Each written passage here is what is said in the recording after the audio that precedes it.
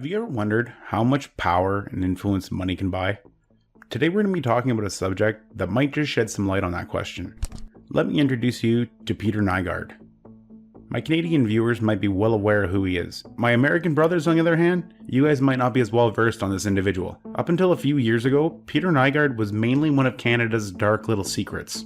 He is a man who at one time was praised as an entrepreneur and one of the wealthiest people in Canada. Born from pretty much poverty, his parents moved to Manitoba when he was very young, and through ruthless business practices, he rose to build a massive empire in the fashion and retail industry.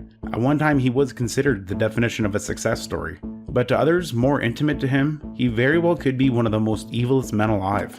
The U.S. attorney in Manhattan is accusing him of several crimes, including using his company's money, influence, employees, and resources to coerce dozens of adult and minor-aged females to have sex with him and his associates in at least 3 countries. Since a class action lawsuit was filed in New York State in February, 46 women have come forward. That list includes 18 Canadians. He's been indicted in the Southern District of New York on multiple charges of sex trafficking minors, racketeering, and other offenses. More than 50 women have accused Nygard of sexual assault, claims that date all the way back to the 1970s. His own sons say they, too, are among his victims. He has been under investigation for allegations of sexual assault in Winnipeg, the United States, and the Bahamas. A total of 57 women have joined a class action lawsuit against Nygard of sexual assault. Nygard has denied all of the allegations. We're looking at half a century of time, so 50 years. And we're looking at, we had reports go back. I think our earliest victim in our lawsuit, it was harmed in 1972. And we are looking at approximately 115 victims to date, with more calling us every day, every week.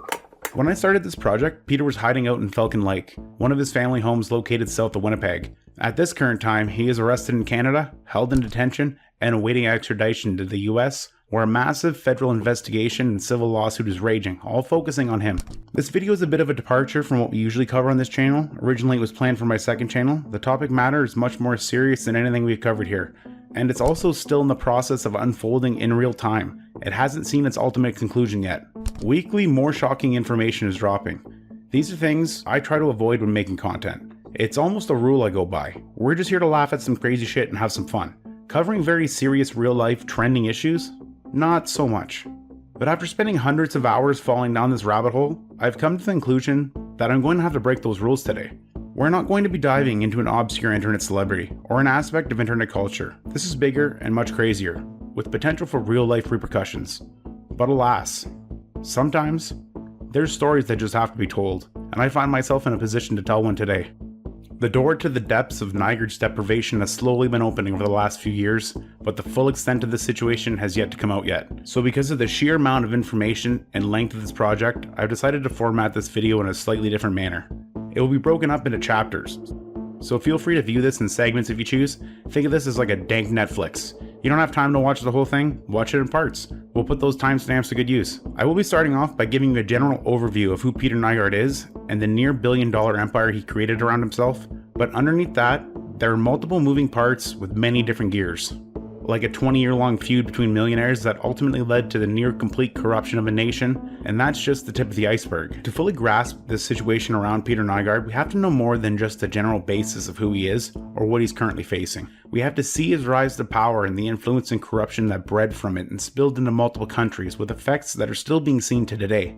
But before we dive into timelines, we have to do some housekeeping, because there are some complications here. The first thing someone is going to find when they research Peter Nygard are the lawsuits and the investigations that have sprung up over the last 2 years. Over 100 women have come forth with allegations against Peter Nygard, some as far back as 40 years.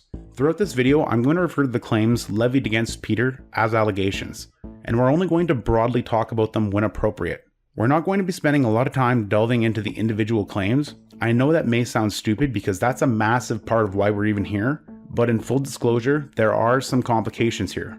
Some of the women are currently choosing to be unnamed and they don't want to publicly talk about their experiences until this sees court. Some are coming forward at their own discretion. Some are choosing to pursue justice independently, and some women are joining forces in a class action lawsuit. There are also issues in regards to my location. The allegations levied against Peter come from women in the Bahamas, the US, and also Canada.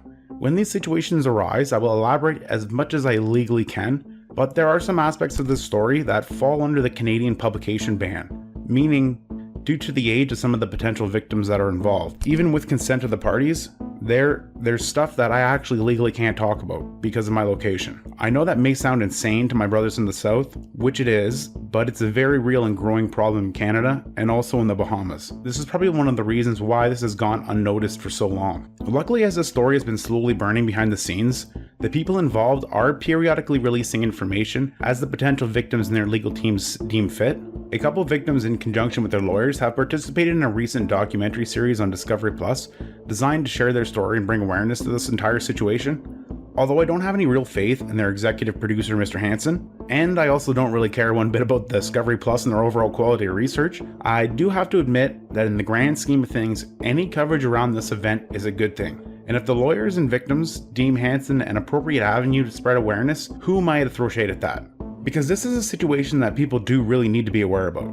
It's actually a shame that Hansen has lost so much credibility over the last couple of years, because right now he's actually sitting on a hell of a story, but no one even really cares. I guess that's just karma. Now, it goes without saying, but I just want to throw this out there. When I say allegations, I'm not trying in any way to devalue or downplay the potential victims' claims here. They're some of the most shocking shit you can imagine. And worst of all, in my personal opinion, the most darkest details haven't come out yet. This situation with Peter Nygard could very well become something in the same scale as the one with Epstein a few years back. This shit's big. The claims put forward are an immensely important aspect that needs to be investigated to its fullest, and if everything goes according to plan, they will be. In a sworn affidavit, the Mounties say they'd been watching a $1 million home in a Winnipeg neighborhood for 5 days and arrested the 79-year-old fashion designer after seeing him peek out of a window. The news comes as a relief to his son, Kai. Just absolutely thrilled to find out that he's going to have to face a trial and go through the judicial process and not be able to just take off and with a pot of money offshore somewhere. But it's not set in stone yet. There's always a chance something unforeseen could happen and this whole situation could be forgotten about in a year's time. We, us, the people, we can't have that.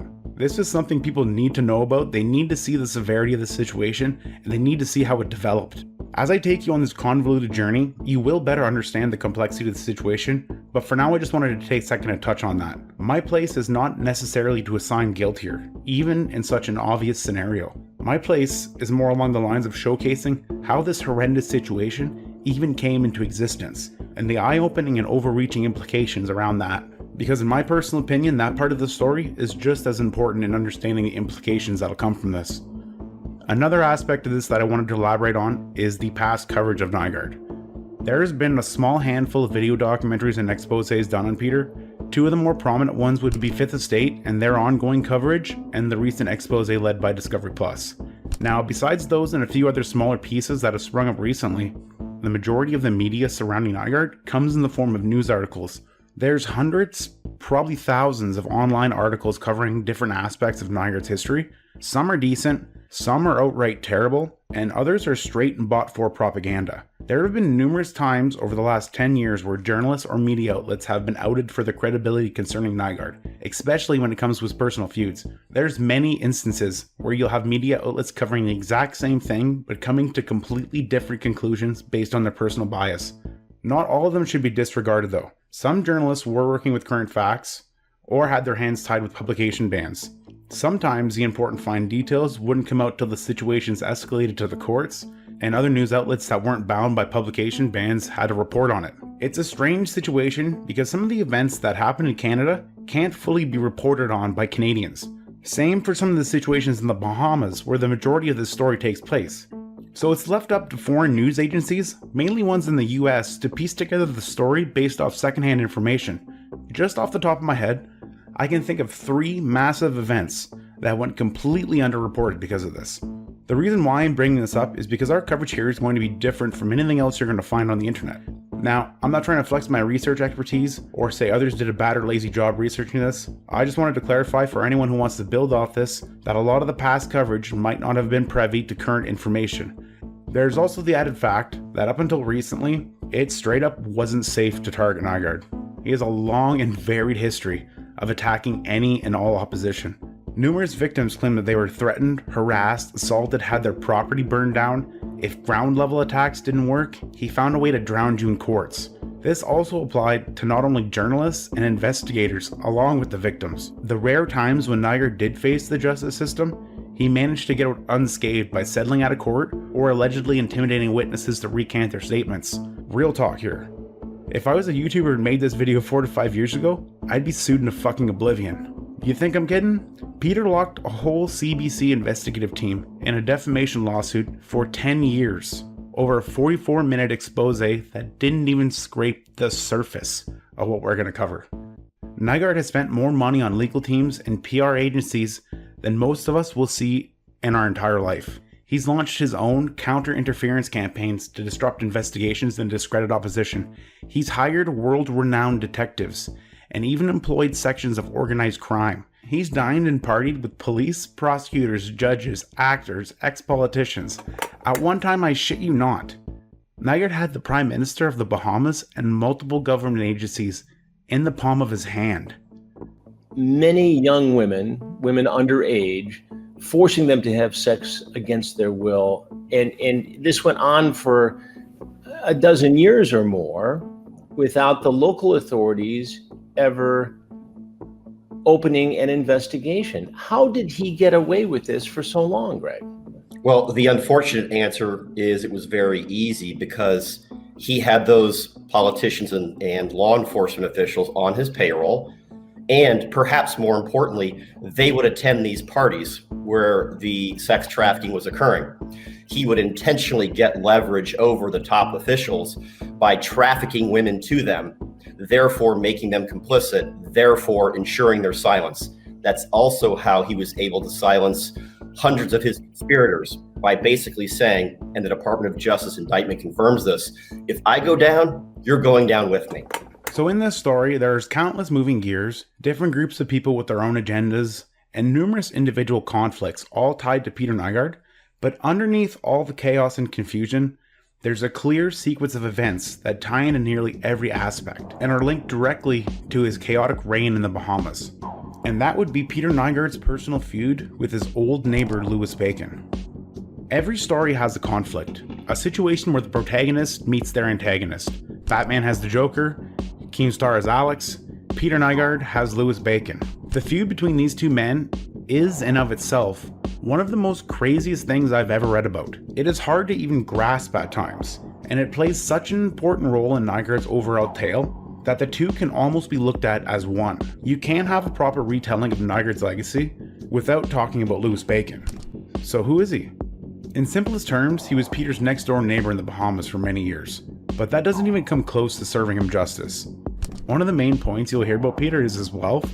His net worth was upwards of $800 million, a ridiculous amount. Louis Bacon, well, he dwarfs Peter. His wealth and capital was in the billions.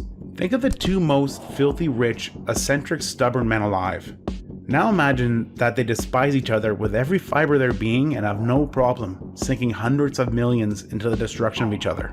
And finally, add on the fact that they live less than 100 meters apart. This is the basis for the Peter Nygard-Louis Bacon feud. For nearly 15 years, these two men conspired against each other, leading to some of the most bizarre and controversial events I've personally ever read about. And the majority of it all takes place on a small island located in the Bahamas.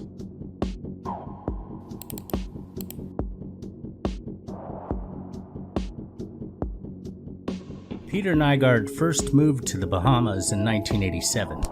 He chose the western end of Lyford Cay to build his Shangri-La, renaming the property Nygard Cay. This fit well with the self-absorbed mood of the 80s. To further punctuate his status as god among men, Nygard built what he dubbed the eighth wonder of the world. This included a 150,000 square foot Mayan-inspired mansion. It had the requisite casino, helipad, and disco. An article in Forbes magazine claimed Nygard's estate also had a human aquarium. Though I wouldn't put it past him, I couldn't come up with any photos to back that up. Looking at photos of the property, besides the lavish accommodations, the grounds were all swag as well. Bigger is better. The lion statues on the water are enormous, sitting there snarling at passing boats. palm trees grow from humorously oversized clay urns, as if mere potted plants for a giant who lives there. And Peter Nygard was an undeniable giant of the fashion industry. The beach sands that make up the playground of the would-be billionaire were artificially created and fan out much farther than they did when he first moved in. Environmentalists say that the dredging necessary to expand the Nygard property was detrimental to the surrounding ecosystem. Again, this was the 80s, and wealthy folks could comfortably misbehave without the entire world gawking and shaming them. Try fucking up some pristine coastline anywhere these days, and you'll be chum for cancel culture. In his defense, with a mansion that size, you gotta have a big beach, baby. Guests to the estate were probably not complaining when playing a few rounds of volleyball or relaxing in the oversized beach sofas. Speaking of visitors, the guest list reads like a who's who of the Illuminati echelon. Michael Jackson, Oprah Winfrey, Robert De Niro, Prince, George H.W. Bush. I suspect Nygard may have slipped GHW some GHB, then stole the presidential jacket off the back of the doddering old guy while he slept. Call it a hunch. Peter Nygard held some ragers, according to those sober enough to remember. These were apparently clothing optional. Women grinding on one another is the raciest imagery to ever leak out, but eyewitness accounts talk of legendary debauchery. Actress Jessica Alba was on the property during the filming of Into the Blue, and later stated she was so offended by the activities, she left without saying goodbye. The next couple of years were business as usual on the Nygard property. The weekend festivities stuck out like a torn eardrum on the otherwise peaceful island. The bawdy bacchanals would be a bone of contention between Nygard and his closest neighbor, Louis Bacon, a man whose own wealth was double that of Nygard.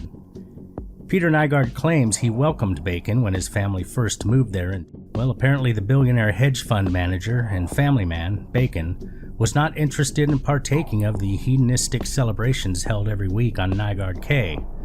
It would appear from the start that the two neighbors were oil and water. Never even knew I had a row until one day I had this terrible campaign against me. And it was really, I'll tell you where it started.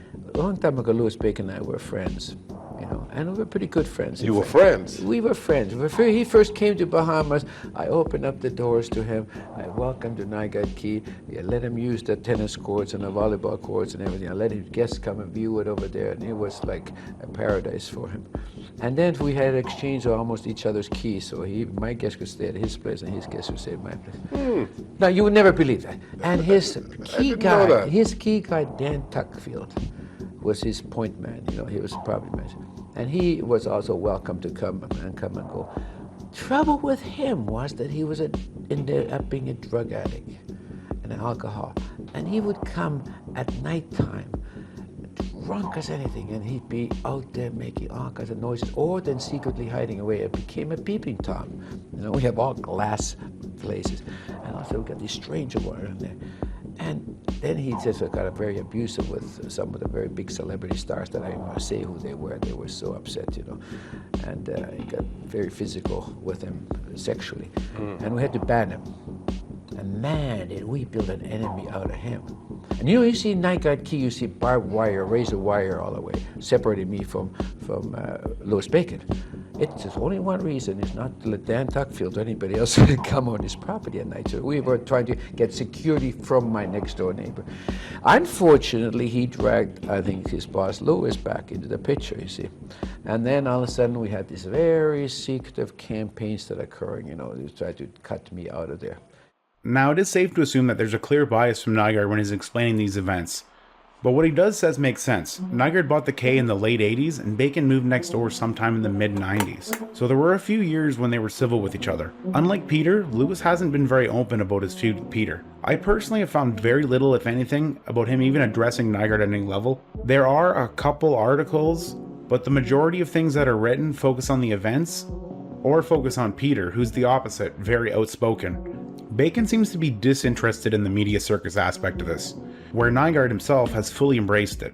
One important thing to take away from the interview is that Peter mentions Louis Bacon's property manager and his behavior as the starting point for the feud. Remember that name, Dan Tuckfield. He will come up later on. Regardless of whether or not that was the actual start of their feud, the clear fact is that their relationship quickly soured and snowballed, and the vastly different lifestyles they had would continue to clash and escalate. Peter didn't just have a house in Nygard Cay, he basically created a resort. He had beachfront cabanas, he had a tennis court, he had massive parties every weekend. Bacon, on the other hand, lived quite the opposite. He was a quiet, private man who lived with his family, and he's also an environmentalist. One of the universal criticisms of Nygard was his unregulated dredging and coastline expansion. He set up sand catchers and underwater pumps to move sand from the bottom of the beach and then disperse it on his shore. Over several years, he was able to increase the size of his property by quite a substantial amount. In 2004, Bacon and several other environmentalists from an organization called Save the Bays formed a smaller coalition dedicated to preserving the northern western part of the island. The newly formed coalition for Clifton Bay's first objective was to stop the unregulated development on the coast where Nygard Cay is located. At first, this was just a thorn in Peter's side and not a direct threat linked to Louis Bacon, but eventually that would change. Soon after Peter became the target of environmentalists, Louis Bacon bought the adjacent property, meaning that he now owned the section of road that Nygard used to access the Cay. Nygard often used the road as his own personal driveway for his numerous guests that he would have there. He even tried to build a concrete driveway to better house vehicles, but that just caused Louis Bacon to tear up the entire road and build a new one with a gated entrance. The new driveway caused a lot of inconveniences for Nygard. He claimed it limited his access and caused water damage on his property due to water pooling. Eventually, the two locked horns in court over the matter, which would be the start of many wars that they would wage while weaponizing the court system. And the big story about him was his speakers. He put big sound speakers in it that can actually kill you. And he put 4 of them along the wall, and they were massive speakers. And then he'd play those, and he had the violin screeching, you know, the kind of thing that would do. And every time we'd have a party, he'd put these speakers on, you know. In October 2009, Nygard's guests were celebrating, as they always did. The music was bumping, the tiki torches coated the sand in an undulating orange glow. Life was good. That is, until a sound that I can only imagine resembled 1,000 fingernails on 1,000 chalkboards became a deafening buzzkill, drowning out the DJ's inadequate beats. Louis Bacon had purchased 4 Meyer speakers and placed them facing the Nygard property. He then let loose a barrage of ungodly noise. How did he know that would even work? Well, the US military used the same tactics to roust Panamanian strongman Manuel Noriega in 1990. Not seeing the humor in this witty retort by Bacon, Nygard contacted the police and accused Bacon of possessing terrorist-grade weaponry. Court documents filed by Bacon claim that the Bahamian anti-terrorist squad raided his estate, handcuffed his staff, and took an unspecified number of things belonging to his family. What they did not confiscate were terrorist weapons, as they, of course, did not exist. 1 month later, according to Peter Nygard, Bacon would exact his revenge. A mysterious fire devastated the beach estate known as Nygard Cay in November of 2009. According to court documents filed by Nygard, the blaze was started by the groundskeeper of the Bacon estate. Dan Tuckfield allegedly told a Nygard employee that Louis Bacon had given him a clear order: find a way to burn Mr. Nygard's fucking house down. Bacon's lawyers stated, at the time of the Nygard Cay fire, Mr. Bacon's wife and children were asleep in their home directly adjacent to Nygard Cay. Setting the blaze, they asserted, would have put his own family and property at risk had the wind shifted. Peter Nygard wasn't having any of it. To him, the motive was clear. He and Bacon had been battling over a property line dispute for the previous decade, and this was just another piece of the attempted land grab by Bacon. So, before we go into the next section, I'd just like to take a quick second and add on that during the long process of putting this together, BakedSalmon took the initiative and found someone who actually claims to have visited Nygard's resort. Baked conducted a lengthy interview with this individual, and if you're interested in an insider's perspective on what life in the cave might have been like on a day-to-day basis, I highly recommend checking it out. It's always great to have another perspective. The interview is on his channel, and there will be a link for it in the description.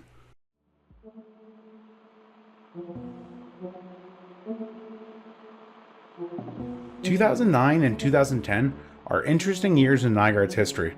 A lot of crazy things happen, and it's a perfect example that showcases how many different players are involved and how they ultimately become entangled in the overall tale here.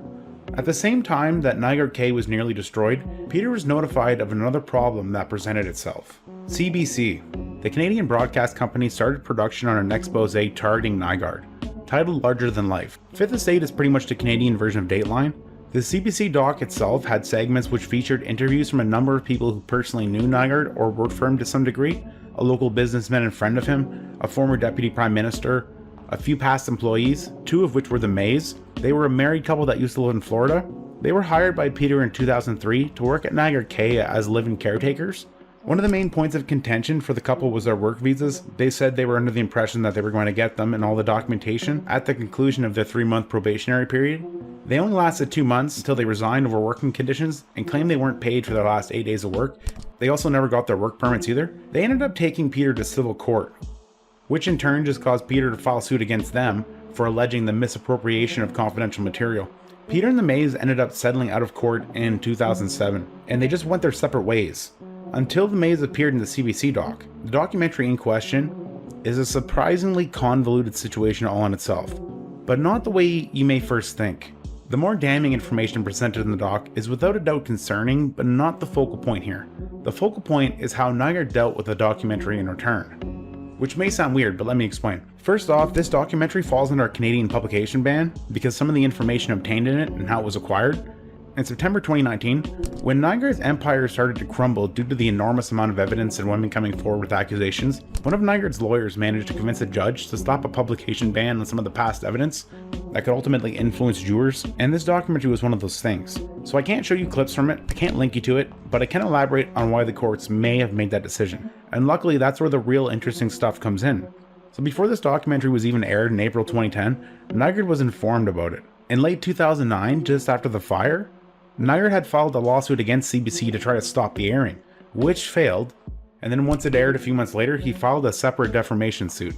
In 2012, he had numerous lawsuits in Canada, the US, and the Bahamas filed against CBC and 3 of their employees, ranging from copyright infringement to slander and defamation, conspiracy, pretty much anything Nygard and his lawyers could throw at them. And in a surprising turn of events, Nygard actually filed for a criminal libel case in the Bahamas. Criminal libel may be a new thing to some of you guys. I hate to keep taking one side quest here and drop everything and jump to another topic, but I have to explain some aspects while we're going through this, because if I'm being frank, this would not have played out the same way if it did if this all took place in the US, which is where the majority of you guys are from. See, at face value, the American, Canadian, and Caribbean criminal justice systems all function in a similar manner, but there are quite a few tiny differences between them depending on the circumstances. Criminal libel is one of those situations. Usually a defamation dispute between 2 people gets resolved in civil court. If you publish a bunch of shit about someone that's knowingly false and they can prove damages, they can sue you for those damages and clear their name. It's all a civil matter, no one gets arrested, no charges are filed, and you're ordered to pay damages. Now, criminal libel, on the other hand, is a whole different creature. Both Bahamas and Canada have this archaic law that allows a plaintiff the ability to elevate the situation from just a civil matter to a criminal matter. When this happens, the defendant not only faces prospects of paying damages, but they may also be charged criminally as a result of the defamation. This rarely happens in the US because only some states have this law in regards to this, but yes, in Canada and in the Bahamas, it could actually be illegal to publish mean things about public figures, depending on the severity, of course. Now, this rarely happens, especially in the US, but it happens other places, and in Canada, some law experts claim that it's on the rise over the last few decades, and it's a concern because of the potential for it to be abused by public figures or government officials to shut down any heavy criticism. A defamation lawsuit itself also slightly differs in Canada. In the US, if a public figure or organization was to file a defamation suit, there's a requirement for them to prove the actual malice standard, which means that the onus is on the plaintiff to prove the defendant not only spread false information, but knew it was false. In Canada, that was abandoned. If a public figure were to file a defamation suit in Canada, instead of requiring the plaintiff to prove malice, the onus is kind of flipped onto the defendant, and it's up to them to prove that what they said or published was based on fact or not. Ultimately, truth fears no proceeding. But this small difference, along with a few others I'm not going to bore you with, create this atmosphere where the majority of the pressure lies on the defendant in Canada and in the Bahamas, and they also have less resources to use in defense in comparison to someone who would be in the United States. Now, in regards to Nygard and the CBC situation, Nygard was able to convince a judge in the Bahamas that they had enough evidence to warrant criminal prosecution because CBC may have acquired the information they used by fraudulent measures. Now, the majority of the evidence Nygard had presented for this claim came from a 20-page affidavit, an affidavit from a Scotland Yard detective, one Alec Morrison. Now, this is a bit of a strange situation because a lot of people are going to look at Alec and automatically assign guilt by association. Why would anyone go to Nygard's defense for any reason? You have to remember though that this situation isn't as cut and dry as right versus wrong, good versus evil. Alec Morse was, and probably still is, one of the best at what he does. This is a man that has trained military personnel and police forces. From what I can tell, he's a professional, and he was hired to do a job, and he did it to the best of his ability. It just sucks that it happened to greatly benefit Nygard. Believe me, I want Nygard put away, but it's gotta be done right, because if not, he's just gonna weasel his way out of it, turn it against you, and this situation is a prime example of that. So how exactly did Nygard shut this show down? There are a few details about this situation that aren't completely laid out. First, I couldn't find what exactly tipped Nygard off to the CBC documentary in the first place. It could have been a number of things. The Bahamas is a pretty small and tight-knit area. When CBC was investigating, Nygard could have found out by word of mouth. He could have been tipped off by someone in the Canadian media sphere. CBC might have even tried to interview him themselves. I'm not exactly sure. But we do know that Nygard had previous knowledge of the Fifth Estate investigation before the documentary even aired. Another point of contention is the exact time in which Nygard hired Alec. From my understanding, it was immediately after the CBC doc concluded their investigation in the Bahamas, so mid to late 2010 would be my best educated guess. Either way, what we do know for certain is that Nygard devised a plan. He wasn't able to stop the airing of the expose, so he switched focus to discredit it or poke holes in their investigation and credibility. Alec posed as a private investigator from a competing fashion company in Europe that was hired to find information on Peter Nygard and his company. Morris flew down to the Bahamas, and in 3 months, he infiltrated many of the anti-Nygard groups. Everyone bought into his backstory. And he was able to uncover quite a bit of information that could muddy the waters and benefit Nygard in his defense. One of the first things Alec did was vet the credibility of the CBC investigators. When he arrived in the Bahamas, Morris sought out and hired the same private investigating agency that CBC had employed for their own investigation. When CBC was gathering intel, they hired an investigator named Jerry Forrester to do the majority of the legwork. Jerry Forrester was an ex-FBI agent who runs a small private investigating agency located in the Bahamas. Alec was quickly able to build rapport with Jerry, which led to him revealing a lot of information that could bring a massive negative light on the CBC doc and the credibility of the investigation as a whole. It was a two-phase defense. First, discredit the investigator, and then rewrite the narrative. One of the main points in Alec's affidavit revolves around a recorded conversation between two men that involved a fairly controversial aspect of Jerry's past. For over 20 years, Jerry worked as a liaison officer between the US and the Caribbean. He was a bit of a hard ass and didn't always play by the rules, but he had a strong relationship with the local and Caribbean police forces. In a secretly recorded conversation between the two men, Jerry claimed that while he was with the FBI, there were countless times he would come across a wanted criminal from the Bahamas that was either arrested or detained in his area by local police force, and he would take it upon himself to send them back to the Bahamas, so their home nation can deal with them. In his own words, he kidnapped them. He would find them, he immediately threw cuffs on them and tossed them on a commercial flight that brought them right back to the Bahamas where the local cops were waiting to deal with them. One particular incident would come back and bite him in the ass though. One night in 1998, Jerry was informed by another officer from the Federal Fugitive Task Force that they had a man in custody who was wanted in the Bahamas for numerous things like armed robbery and even murder. Instead of processing him through the US legal system, they threw him on a plane and sent him back to the Bahamas, where he ended up dying in police custody soon after. This was a fairly big deal when it happened. The family demanded a coroner's request, and ultimately all the officers involved were eventually cleared of any wrongdoing. Jerry heavily bragged to Alec about this incident, and he kind of viewed it as a badge of honor. There was more. Jerry also confided in Alec a lot of information about the CBC investigation itself, along with his own personal disdain for Nygard. Alec was able to find one of the women that Jerry and CBC interviewed for the documentary and got her to sign an affidavit recounting her entire story. He brought up doubts of the maid's credibility and their history of fraud, and he also brought into question the possibility of witnesses being paid for false testimonies. Jerry had also done private investigating work for one of Nygard's more prominent oppositions, the Lifer K Owners Association, which is heavily affiliated to Louis Bacon.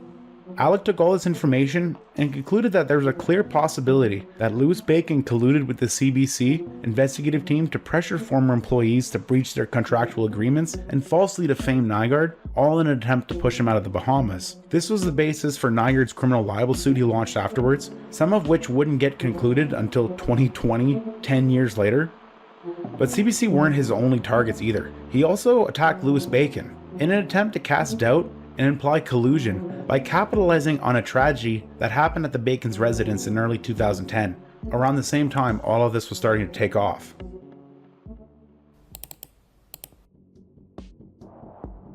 "7 months after the fire that tore through the home of Nygard, the alleged arsonist, Dan Tuckfield, was found dead on Bacon's estate.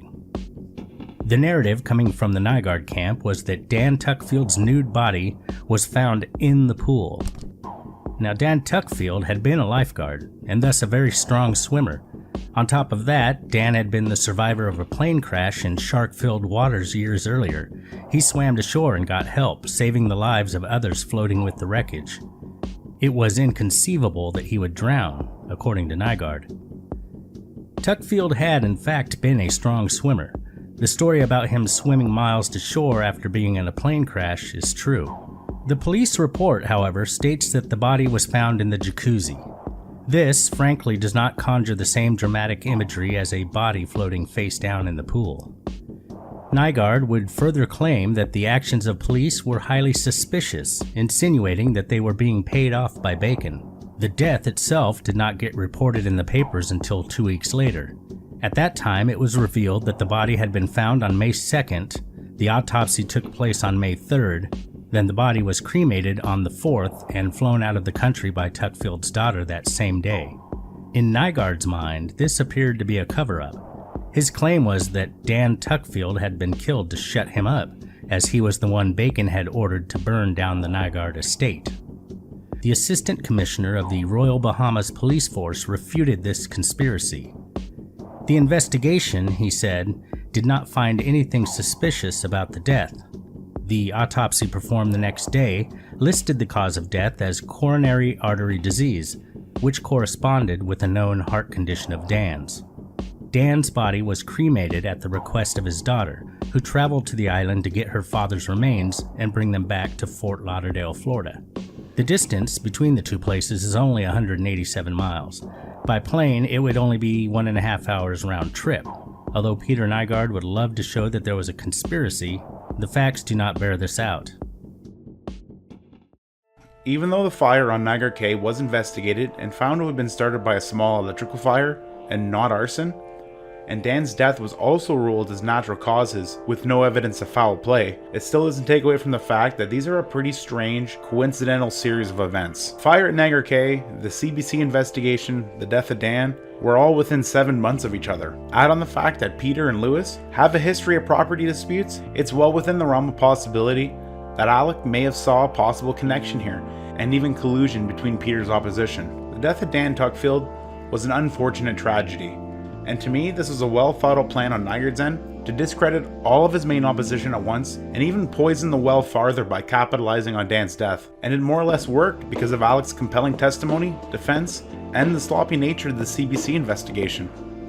The worst part about this situation is that Nygard's real life depravity is infinitely more dark and shocking than anything presented in the CBC document. We're in an interesting time now because we can look back and see how the media has shifted their stance on Nygard over the years. Some of the allegations thrown at Peter stem from decades ago, some far back as 1980s. This was known back then, but Nygard was almost untouchable. He would lock you up in lawsuits for years to come. He would drown you with threats from his legal team. He could scare you into silence. If that didn't work, then he would simply buy you out. The media that would talk about Nygard would praise him as an entrepreneur, or simply downplay and tiptoe around allegations, a common trend all the way till 2018. Even though I say CBC did a sloppy job, I do have to commend them for taking a shot at Nygard when others wouldn't. They went for the kill shot, but ultimately missed, and Nygard was able to turn it against them and come out unscathed. The moment you underestimate him is the moment you lose, a lesson that will be paralleled in the next segment of this video. You had a fire some time ago. Yeah. You want to do certain things at Nygard Cay. Yeah. What do you want to do? Nygard Cay was being a place where I vent invented migrative juices. You know, it's been described as one of the 8 wonders of the world by many people. You know, it's interesting, Bahamian airplane pilots say, look to your right, ladies and gentlemen, you see Nygard Key, the 8th wonder of the world. It has tremendous reputation all over the world. It's world famous as much as Atlantis is, you know, and people who used to go to Atlantis used to always come to Nygard Key. You just have to see this place. It's a place where Life at Key community was bringing all their special VIP guests. President Bush came over there, their royalty, for Queen Elizabeth's royalty came near Sarah Ferguson. We got a list of everybody in there. And it's been a kind of proud asset all the time of Bahamas. And it's also been a place where I invited the Bahamians to come in and enjoy it. So I sort of shared it with the Bahamian people. And it was so sad, whatever the cause of the fire was, that my lifelong dream and my lifelong work all went up in smoke. You know, and I got no idea how hurting that was. But, you know, I get off the ground again and rebuild it, you know, and make it even more spectacular than ever. And that's, of course, what I want to do. Wait, it's been 3 years ago or 4 years ago when it burned down. And under the other government, I was not allowed to go ahead and rebuild it. Amazingly, you know, and I was ready to spend, you know, I think it's going to cost about $50 million at least to spend, and it's going to put 200, 300 people to work. And wasn't allowed to do it, you know. And now I want to do that. I am ready to invest lots of money to make it beautiful, even more beautiful than before, and become that proud asset for the Bahamian people. You know? So it's a very noble cause, you know. Mm-hmm. And so you have certain forces that are standing in the way. Well, Mr. Bacon is standing in the way. You know, I have no idea what his problem is. So when you dive into the infinite rabbit hole that is Nygard versus Bacon, you eventually come to a point where their personal feud erupts into a political turd flinging competition. In their growing battle to take each other down, they both end up using their influence and money to massively affect the political environment all throughout the Bahamas, with effects that are still being felt to this day. It's actually pretty shocking in retrospective. For a good 4 years, all the way from 2012 through 2016, 2 of the richest men you can imagine pull a country into their personal feud, make a complete fool of the government in the process, and just pick up and leave like nothing ever happened. This arc in the story is best described as the murder for hire plot, for those familiar with Peter. This is another situation where there's some confusion around it, not because of the complexity, but because of the scale and how the information was released by local media. In 2016, the Bahamas erupted when 2 massive lawsuits were filed days apart. The first one was filed by Peter's legal team against Louis Bacon and an organization he's affiliated with called Save the Bays, along with several members of the F&M political party. Peter went public and claimed that Louis Bacon and the F&M party were actively trying to frame him for murder in an elaborate conspiracy to ruin his name and destabilize the current government. International fashion designer Peter Nygard says he believes there is an intense and growing plot with serious political motives behind the recent scathing allegations. In an exclusive interview over the phone with our Clint Watson, Nygard says when the truth comes to light, the public will be surprised at those players behind the scene. Clint Watson joins us in studio. Good evening to you, Altavisa and Kishla. International fashion designer mogul Peter Nygard says this entire ordeal, in his view, is a fabricated plot by apparent enemies and special interest groups with a specific agenda. To get this prime minister and this party out of power and try to create falsified evidence as if it has something to do with being corrupt, and try to make me look bad because I've been a supporter of the government and the prime minister, and trying to make me look bad. Immediately after, I believe the very next day, just like Peter claimed, Louis Bacon, along with several others, some affiliated with the F&M political party, filed a lawsuit that they'd been working on for some time, which claimed that Peter had tried to pay someone to have them threatened, attacked, and even murdered because of their stance against him. The confusion comes from the fact that Peter filed his defense before Bacon filed his accusations, which means that Peter was right about Bacon trying to set him up, or someone told him about the lawsuit that they had been building beforehand, and Peter filing his defense was the first tactical move. Either way, this event locked them in the court systems once again and thrust their personal feud back into the public spotlight. This was pretty much the gist of the information you'd find out about this event initially. Slowly but surely, some of the court documentation started to come out, and when they did, it revealed that a wave of recent lawsuits from the two opposing groups were just the tip of a 3-year-long roller coaster of political corruption. And worst of all, both of these massive lawsuits relied heavily on the testimony of the same two men. My mans Toggie and Bobo, basically household names in the Bahamas. Livingston Bullard and Weasla Davila, who will be referred to as Toggie and Bobo from now on, are key aspects of this controversy. They are the men behind the scenes of the murder for hire plot, which is essentially the climax of this rounds of feuds and lawsuits between Nygard and Bacon in the Bahamas. So who are Toggie and Bobo, and how exactly do they fit into this convoluted story? Well, to understand that, we have to go back a few years and pick up right where we left off, after the CBC fiasco. The years preceding the Fifth Estate documentary left Nygard publicly vulnerable for the first time. As sloppy as it was, it opened the door for others to take a more critical look at Peter, and he no longer had that protective allure he once had. A lot of people's views on him were starting to change, and the media seemed to be more confident when expressing their issues about him publicly. But there was also a lot of other factors going on behind the scenes in Nygard's life. In 2010, Peter's mother passed away from old age. This greatly affected him and led him to develop a personal obsession with stem cell medicine and the potential for anti-aging. In his personal life outside of lawsuits with Bacon, Nygard was traveling across the globe to further his knowledge and make connections in the emerging field of stem cells. I've been using all kinds of them. I've been from world on it, I've been using, I've been going to Russia to get the stem cells from there because they've been a leader in the world on it. They happen to be dealing with a very high level embryonic type of stem cell. I've been using umbilical cord, which is a big issue for China. I've been using, placenta stem cells, which is very, very powerful.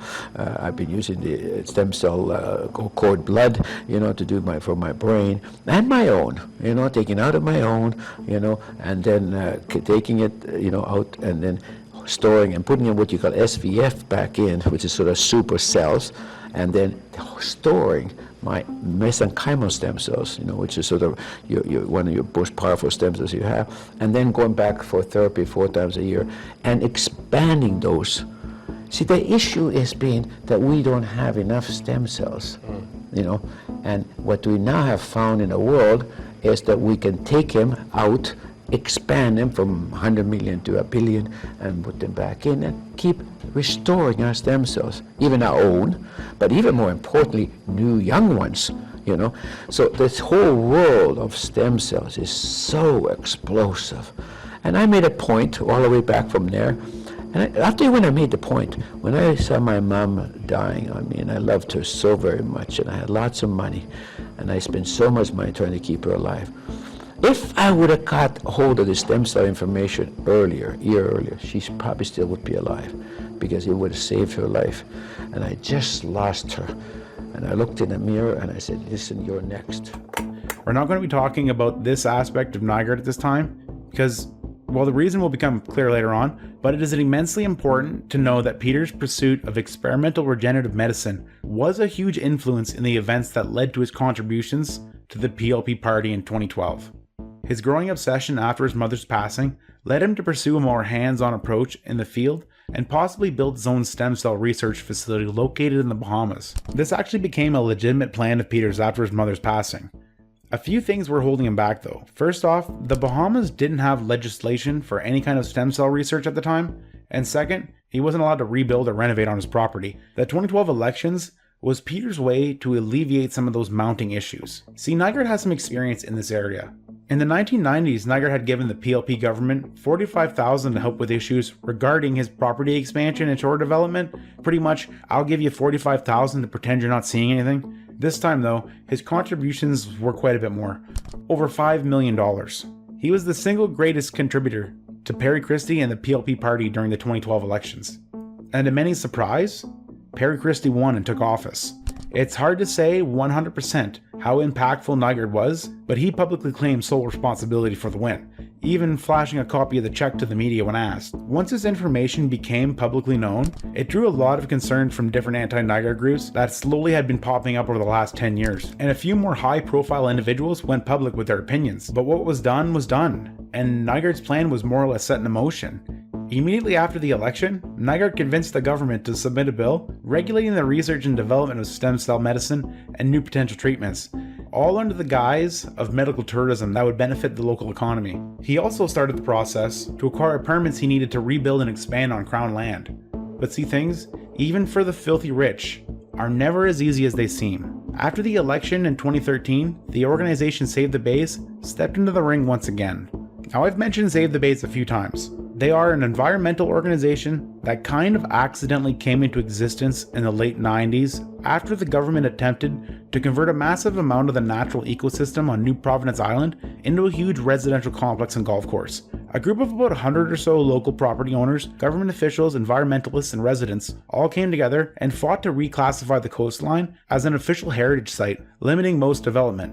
From there, they continued to grow and eventually expand, which led to the official formation and branding of the organization.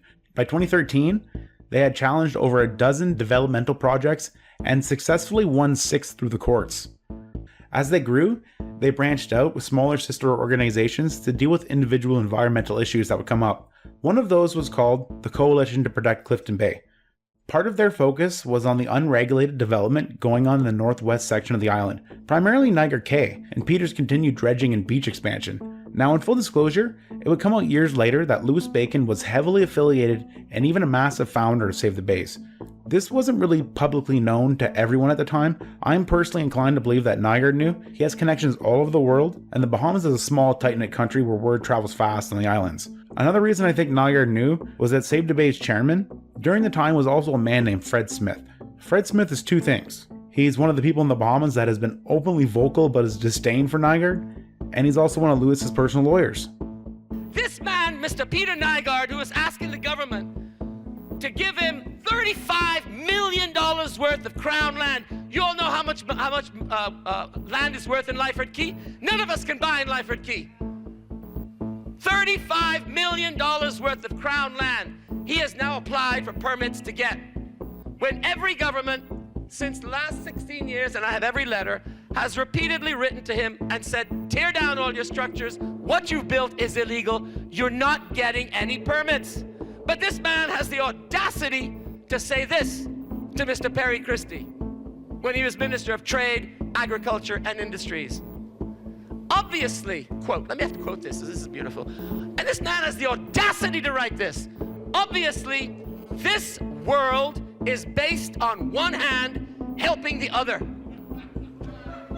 This man is writing to a cabinet minister, now our prime minister. And my prime minister now has the audacity to set up a consultation process to consider giving Peter Nygard permits to retroactively approve everything he's done illegally for the last 16 years. What do we say? What do we say? No, no, no to Nygard! In a strange turn of events, when the coalition was building their case against Nygard in early 2013, there was an incident between Fred Smith and a man named Keogh Smith, one of Nygard's personal attorneys. Yeah, that's right, we got a lawyer showdown. In April 2013, news started to circulate publicly that Nygard was planning on building a $30 million state-of-the-art stem cell facility on the Cay of all places. Nygard had started a huge campaign for the stem cell initiative, and the revelation that it would be possibly built on his property started to gain a lot of attention, especially from Save the Bays. On April 27th, 2013, Fred Smith was visiting Jaws Beach to take pictures for the coalition, and Keogh Smith showed up with a small group of people to confront Fred. Tensions were high, and a physical altercation broke out, resulting in Fred pushing a man to the ground. Keogh and the rest of the group then chased him off the property, and one of them smashed out the back of his window with a metal bar. Fred Smith looked at this as an attempt to intimidate him, but ultimately just lit a fire under his ass. He pressed charges on Keogh, and a few days later, Save the Bays filed a court injunction against the government demanding full transparency over the approval process regarding any development related to Nygard, which put any construction projects in complete limbo and also prevented Nygard from using his leverage with the government to skirt the rules. At this point, it's safe to say Nygard had invested upwards of $10 million in this endeavor, $5 million in political contributions, and over $5 million in stem cell research and development. The injunction from Save the Bays was a declaration of war.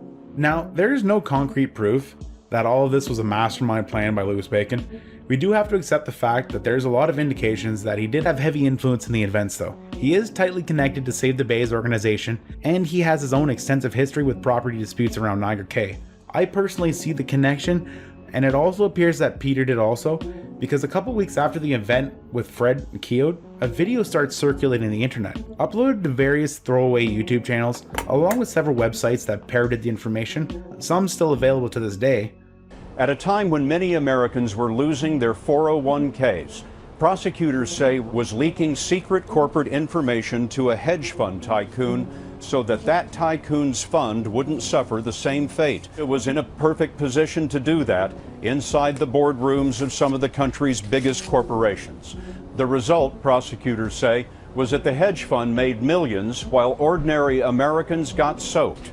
A rare look inside the secret world of the KKK, and it may surprise you who's among their ranks. The video itself paints Lewis as a racist billionaire who hates the people of the Bahamas, is a massive fraudster, and also has ties to the modern KKK movement. It's wild shit. When this came out, it fooled a lot of people.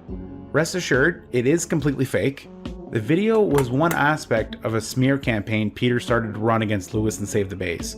In 2013, Peter hired a personal production team to create a number of videos for him in his attempt to either make himself look good or make Lewis look bad. Another part of the campaign involved buying off journalists and editors to write slanderous hit pieces on Lewis. Nygard had one journalist bought and paid for 5 years. And this isn't just isolated to the Bahamas either. This was happening in Canada and the US also. This is one of the issues that became apparent for me when working on this. There's a lot of one-sided takes on this, some deliberately. Nygard's attacks also weren't just isolated to the media either. A series of criminal attacks happened in the Bahamas targeting anyone speaking out against Nygard. In mid-2013, a young Bohemian woman who had a personal relationship with Peter in the past claimed that he had sexually assaulted her, and she was considering her options legally. One night, she gets a call at 2 in the morning. Her entire business is engulfed in flames. Police suspect arson. No one's charged. A lawyer's office, affiliated with Save the Bays, was vandalized. 2 employees threatened. No charges filed. June, a small protest was orchestrated outside the Labor Day parade, where people held banners shouting threats directed at Louis Bacon. No police intervention. The next month in July, a reverend named C.B. Moss, who is also an environmentalist and an open critic of Peter, was sleeping in his home and was suddenly awakened at 2:30 in the morning by the sound of alarms. Someone had doused his car in gasoline and set it on fire. Once again, police suspect arson. No one's charged. Anyone else starting to see a pattern here? If you don't, you will soon. Fast forward a few months into 2014. A series of organized rallies started to take place in different parts of the Bahamas. One in July, the next one in December, then again January 1st, and finally the last one in June 2015. For a year and a half, these protests went on. All similar in structure to the initial one in 2013, but much bigger in scale. Instead of a couple dozen people, these hate rallies were comprised of thousands of people marching the street, riding pickup trucks, standing on flatbed trucks. There were hundreds of signs passed out, t-shirts rolled up with money inside of them given to them. They flooded the streets well into the early morning hours, all chanting, declaring Louis Bacon an evil racist, labeling him a terrorist. But Bacon wasn't the only target. The other targets were Save the Bays, Fred Smith, poor old C.B. Moss, the same men that were targeted of attacks throughout 2013 and 2014. During the hate rally fiasco, the environment in the Bahamas became very toxic and even dangerous to the men targeted by these rallies. And in retaliation, they started filing police reports, making formal complaints, but nothing would ever come of this. Those rallies, they would find out, were all approved. So Bacon took it upon himself to try to deal with this, seeing as the police wouldn't. In 2014, when the hate rallies first started, Bacon and Nygard were dealing with one of their many defamation suits from the past. Lewis had launched multiple suits against Nygard over the past year, and one in particular that's important is one that Lewis filed in New York. Lewis ultimately lost this because the court said it would be better taken care of in the Bahamas, but he did obtain a valuable piece of evidence from the process. See, over the years, Peter had a photographer periodically follow him around and film him. He was doing these for various reasons. To use in the future for his own personal ad campaigns or promotional videos.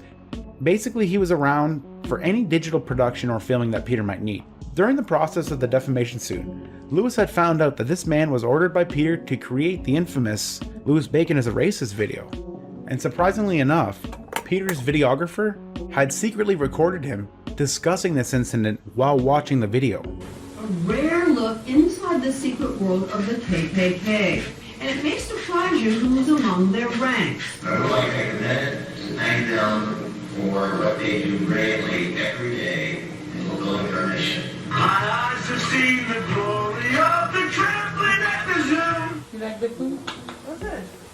Yeah. You need so much of it. That's good stuff. It's pretty dirty. Pretty dirty. It's pretty dirty stuff. Now bear in mind, the general public didn't know about this until the video was unsealed and released to the media in 2016. But in 2014, when the rally started, Lewis did know about this information through discovery. He even called it a smoking gun. He just had to wait to use it.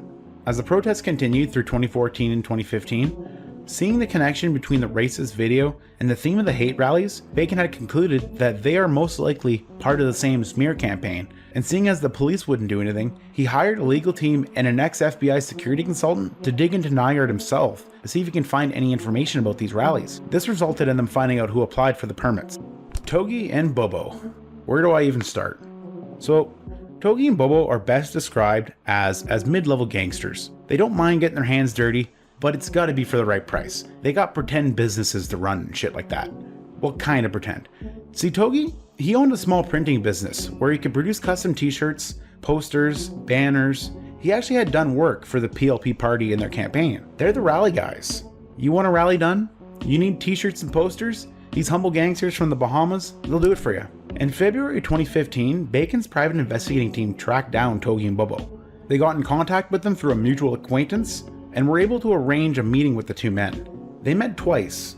First, just a quick meet and greet with the investigator on February 12th, and then they sat down for a meeting with them on the 19th. By this time, Lewis had brought on the other men that were targeted by these rallies, along with a man named Michael Pintard, a senator from the opposing political party F&M, a move that would ultimately muddy the waters more than anything. During their meeting on February 19th, Toggie and Bobo met with 3 associates of Bacon's, 2 lawyers, and an investigator, along with 2 F&M party officials, and hashed out a deal where they would work together with Bacon's team over the next year as informants to get any kind of incriminating evidence they can on Nygard. Anything and everything. After 2 meetings with Bacon's team, they struck a deal with the duo. They drilled Toggie and Bobo about the rallies, where they claimed Nygard had paid them upwards of $150,000 per rally. They asked them about the arsons that took place in 2013 and 2014. They also admitted that they did those for Nygard. They asked them if Nygard had ever tried to have anyone assassinated. They implied that Nygard did indeed have his own little hit list of trouble people, and Louis Bacon and Fred Smith were at the top of the list. This was basically everything they could have asked for and more. Toggie and Bobo spilled the beans, and in return, they wanted to be paid. And oh, they were. $1.5 million each, disguised as a security contract for a throwaway organization. The deal was struck. Toggie and Bobo now work for Team Bacon. Well, that's what they all thought, at least. This is where it gets really confusing, and a lot of the articles miss what actually happened here. Just like the situation with the Scotland Yard detective, a lot of the details wouldn't come out till both parties went to court, which wouldn't happen until 2016. So, Toggie and Bobo, they struck a deal with Team Bacon in February 2015. For a whole year, Bacon and his legal team, and the other members involved, compiled their case and built their investigation. They were coming for the kill to Nygard. They had proof Peter was behind the elaborate smear campaigns, along with the hate rallies. They had proof of him being responsible for the arsons and threats, and they even had proof of him talking about hiring hitmen, all while under the protection of the PLP government. They got Toggie and Bobo to record Nygard 5 times throughout 2015. They took all the evidence they had, all the testimonies from the 2 men, and they built a nice little case on it. And on March 9th, 2016, they submitted the fucker. They had saved the base, filed the lawsuit against Nygard, linking him to all the crimes, from arson to planning a potential assassination, and all thanks to the courage of Toggie and Bobo. Oh, Toggie and Bobo. So everything I mentioned is kind of factual. That's what happened. Bacon's team paid Toggie and Bobo a ridiculous amount of money, and they helped them build the case from February 2015 to March 2016. But that's not the only thing that happened during that time either. So Toggie and Bobo, they're smarter than they look and twice as sneaky. These 2 men, they record everything. When they were approached by Bacon's investigators, they recorded both the meetings they had. And after the second meeting, Toggie and Bobo took a few days to kind of weigh their options, and they decided to go back to Nygard and tell him about everything. The meetings, the investigators, the F&M political party's involvement, and that they were even paid to help build the upcoming lawsuit against him.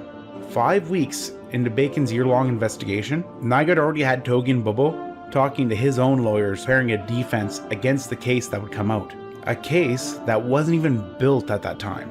Toggie and Bobo made sworn statements that contradicted everything Bacon's whole investigation would eventually be based on.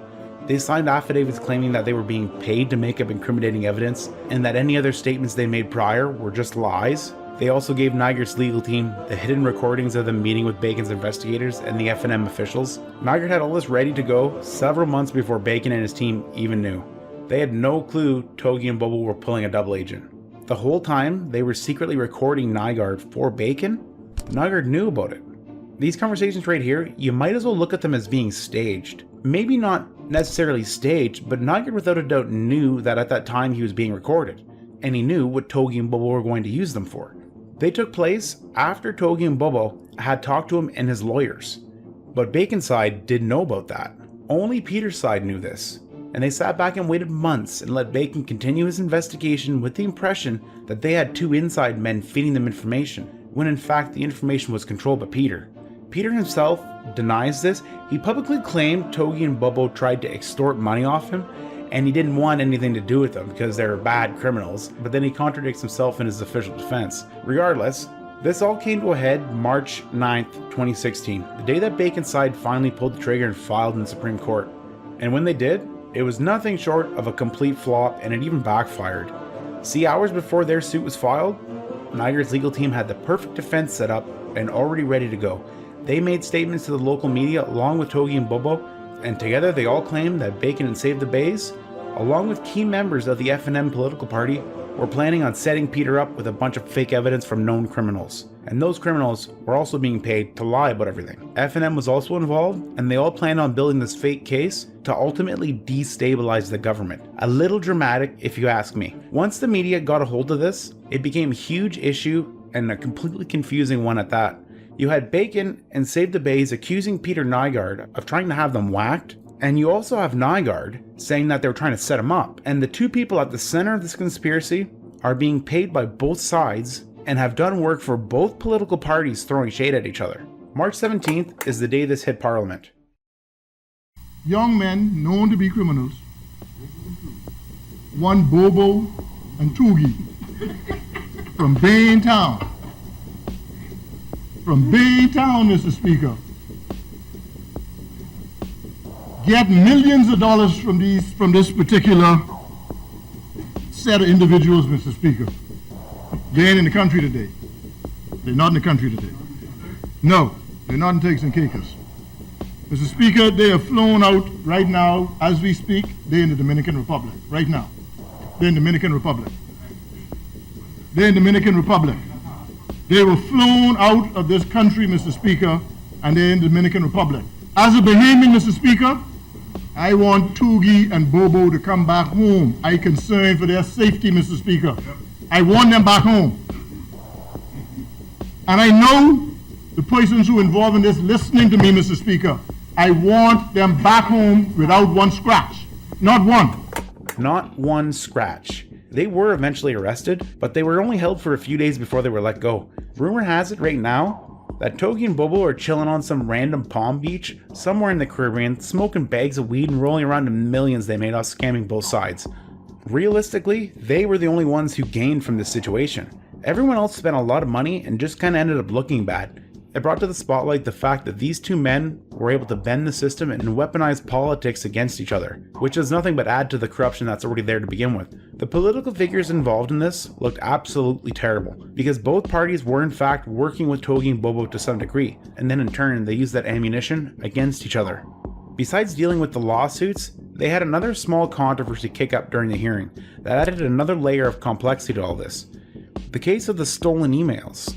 It's a small one, but a very important one nonetheless, because these leaked emails, years later, would be the reason Nygard is no longer in the Bahamas. Because of the importance, we have to cover the stolen emails. So during the hearing on March 17, 2016, the MP Jerome Fitzgerald, a PLP member, announced that he had acquired a plethora of stolen emails from Save the Bays. And in those emails, it showed that Save the Bays had been funneling millions of dollars into smaller organizations, some associated with F&M, which actually became one of Nygard's main defenses he used. He also claimed that Bacon was using Save the Bays organization as a front to influence politics and overthrow the PLP party. Now, I don't think that's what the main plan was, but that's kind of actually how it all unfolded. Either way, the public reading of the emails caused a bit of an uproar and more bureaucratic bullshit. One, because Save the Bays is a non-profit, and there's some privacy concerns about blasting their private information. And number two, because Jerome Fitzgerald never actually tells anyone how he got those emails. I don't know anybody who hacks emails. I don't even know anything about hacking. I have to let my children show me how to use, say, naps on my phone. So I'm not that technologically savvy. That's the first thing. In fact, Fitzgerald said it was the opposition leader, Dr. Hubert Minnis, who sent him on a quest after he accused the entire cabinet of being corrupt. As a result of that, I got all sorts of stuff in my political garbage can. All sorts of stuff in my political garbage can, which other members of parliament got as well, not just me. So when they want to find out where the source is, they got to go look to see who the names are on the emails to find out where the source came from, because nobody hacked one thing. Now, when pressed about the source of those emails, the education minister would only maintain that they were sent to his political garbage can, and he says just like everyone else in the country, they have access to the same information. Did someone email them to you? Did someone direct you where to go? No one emailed them to me. I found them in my political garbage can, where I find information almost every day. Explain to me exactly what is a political garbage can. It means that's where people just send you information. They either deliver it to you by package, they have somebody deliver it to you, you come to your office, you find it, you don't know where it came from. That's your political garbage can. So what method exactly did you receive that information? I received it in my political garbage can. Whatever the hell that means. 3 years later, Nygard's old PR agent, who was working with him during the time, came up with a pretty elaborate tale about this. According to him, the emails made their way to the PLP party when a man tried to sell them to Nygard once the lawsuits between him and Bacon erupted in 2016. But he couldn't get in touch with Nygard, so he tried to shop them around, and eventually they landed in the hands of a PLP party member who shared them with Jerome Fitzgerald, who in turn read some of them at the hearing. The man who initially had the stolen emails said he got them from his wife's laptop and saved them to a jump drive without her knowledge. Whether that was true or not is debatable in my opinion. I don't particularly trust Nygard's PR agent. Regardless, this situation may have led credibility to Nygard's claims that Bacon was funding the Save the Bays organization that had been targeting him all these years, but the emails would eventually come back and bite him in the ass. All the way throughout this crazy saga, Nygard was able to use his money and influence to manipulate pretty much every aspect of the Bahamas he wanted. He had the media paid off, he had countless people of high standard vouching for him, there's government legislation that Nygard helped write. He had connections at every level from the street to the justice system, all the way to the head of government. What he didn't have control over was the people of the Bahamas. This incident was one of many incidents that led to the public losing complete faith in the PLP government. Nygard's and Bacon's public feud had once again led to the utter and complete corruption of their beautiful country, blasted on full display right in front of their eyes, and the people were fed up with what was going on, more or less. So they did the only thing that they really could do. They chose the lesser of two evils, and in a huge upset, they voted the F&M party into power. 2017, the political environment took a massive turn in the Bahamas. The important thing to note in relation to Nygard was this political shift ended the protection he had from Perry Christie and the PLP party. He no longer had leverage on the government like he had prior. No more control. And on the contrary, he actually gained a target on his head. A lot of Nygard's opposition were in fact members or affiliates of the F&M party. Over the next year, Nygard would feel the effects as he dealt with the fallout from the plethora of lawsuits he had in relation to the murder for hire incident. But in an act that could be described as poetic justice, the same state that helped defend Nygard in his resort all these years ended up being the one to seize it and lock him out of it. In news from the courts tonight, a judge issuing a bench warrant for Canadian fashion mogul Peter Nygard as he was a no-show in court today. Vern Curry tells us that the businessman's sentencing hearing was to take place this morning. In 2018, the Bahamas Supreme Court finally ruled against Nygard over the court injunction Save the Bays filed 5 years prior, All the illegal dredging and construction Nygard had done over the years was finally catching up to him. But the final blow to Nygard would come from those same stolen emails I briefly talked about before. When those emails were read out loud in Parliament, a judge ruled that releasing their information publicly violated their constitutional rights. That information is private. Throughout 2016 and 2017, and even 2018, Nygard breached that injunction multiple times and then refused to show up to any court hearings that he was summoned to. After 2 years of this, the courts got fed up and they fined him $150,000 plus $5,000 for every day he didn't comply, which doesn't seem like a big deal to a millionaire, but the real kicker is in the details. They also sentenced him to serve 90 days in jail, pretty much certifying the fact that he couldn't throw money at this to get away from it. Nygard was not going to sit in a cell. Not a chance. Not at this time in his life. He's too old, and that would tie him down and leave him vulnerable to all the other walls crashing down on him. And those walls are a little bigger than the ones in the Bahamas. In 3 simple years, Nygard went from one of the most powerful people in the Bahamas to a wanted criminal. His multi-million-dollar resort closed down abandoned, taken by the state, a shadow of what it once was. Most importantly, he was no longer untouchable. The Bahamas was Peter's safe space, a place where he didn't have to deal with repercussions of his actions. He could buy, bribe, or threaten his way out of any situation, and he was free from criminal prosecution over here. This was no longer the case. Like I mentioned, in the beginning of this video, there were always accusations levied against Peter as far back as 40 years, most of them pretty severe. He doesn't get the nickname the Canadian Epstein for nothing, and I guarantee you the darkest details have yet to come out. But for various reasons, he has always evaded serious prosecution. There were judicial issues in some cases, some were disregarded, some women recanted their statements, others chose not to testify, and the few cases that were pursued ended in a lot of private settlements. It's hard for one person to fight against a man worth hundreds of millions of dollars that hops between 3 different countries. He has politicians bought and paid for, along with extensive media manipulation. After the political shift in the Bahamas and his eventual exile, Peter was stripped of that protective barrier the Bahamas had supplied for him for all these years. And it also put a major dent in his pocket. This set the stage for Bacon's final play. Louis Bacon claimed that during the investigation they were doing on Nygard in 2014 and 2015, they started to hear some troubling stories about Nygard and underage women being human trafficked to and from the Bahamas. Bacon, who had enlisted the help of his older brother, hired a Texas security firm to look into the allegations with the ultimate goal of getting an investigation started in the United States. Unfortunately, nothing materialized from their investigation because, as it turns out, the leader of the firm pretty much scammed them. He claimed to be an ex-CIA Black Ops, but turned out to be a car broker with a shitload of debt. This ended up costing the Bacons upwards of $6 million at the same time they were building their case for the murder for hire plot, which also didn't end the greatest.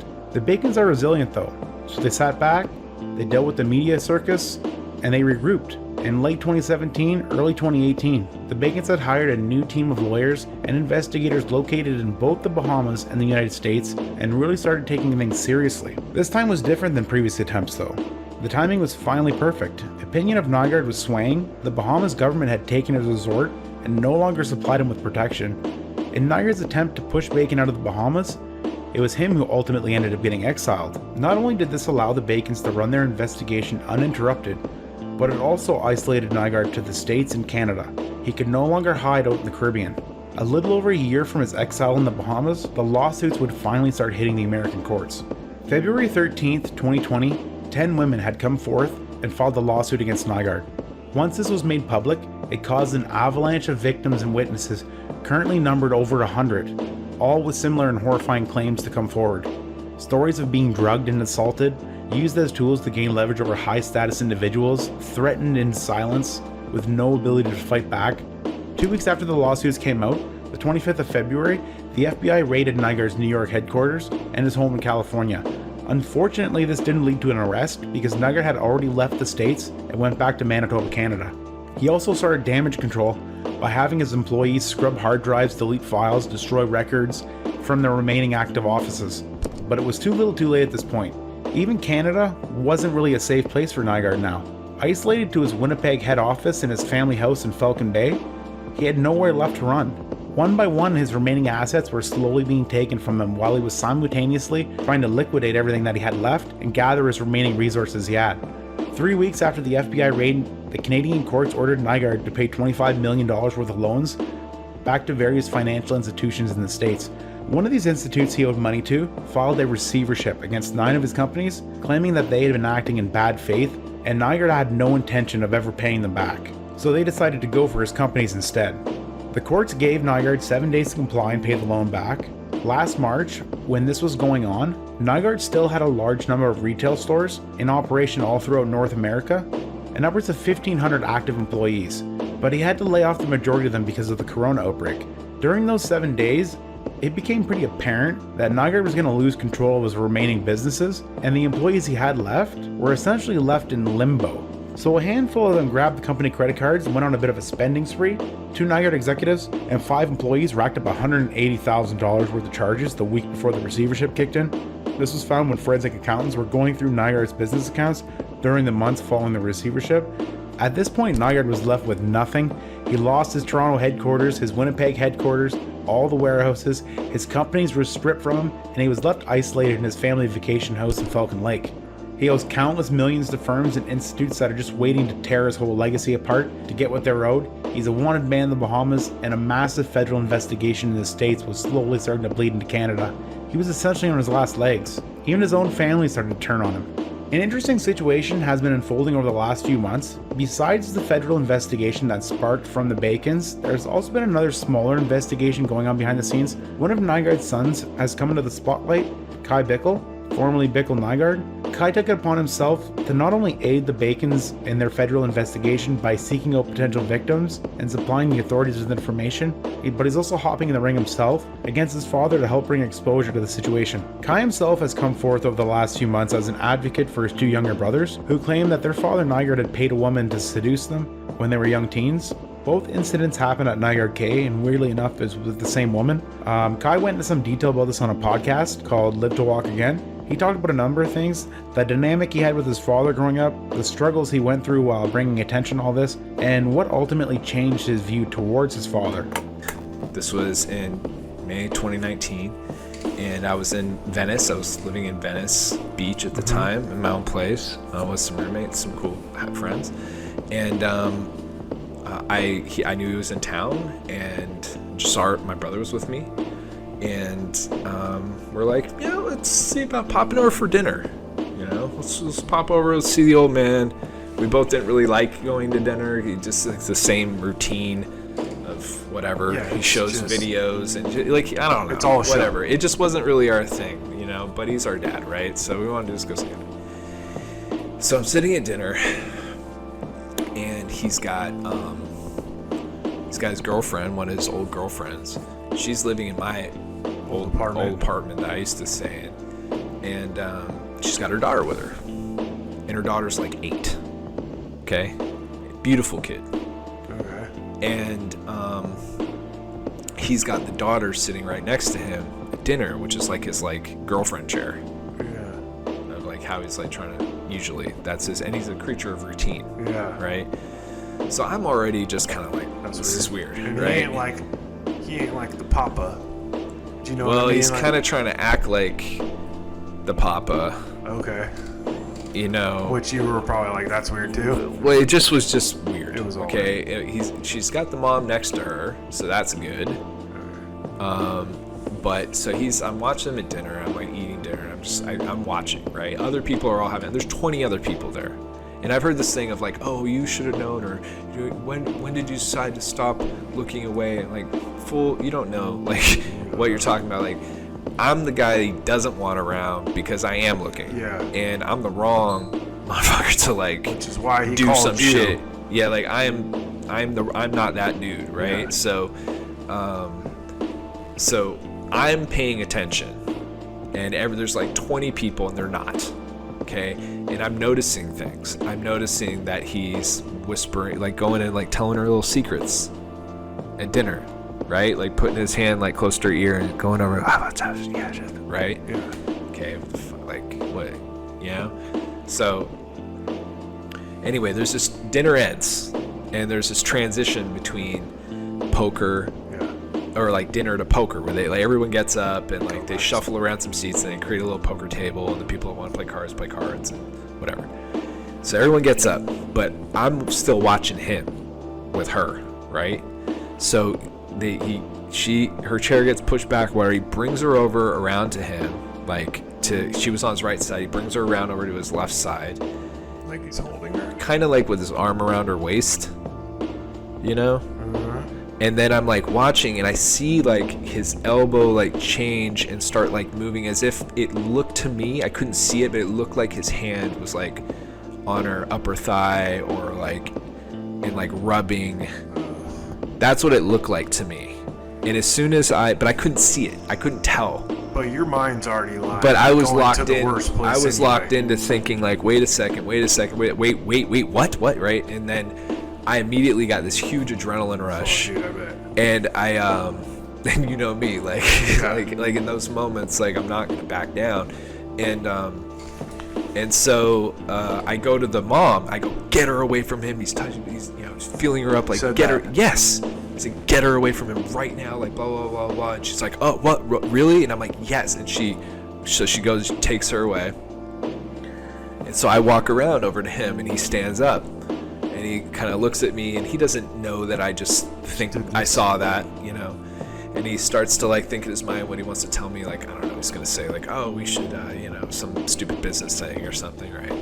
And I'm looking at him, and at that moment, that it's like I could see him, but it was like all the walls crashing down. It was like I was looking at, just like my heart's pounding, and I'm just like, holy shit, are you really like that guy? Like, is that you? Is this what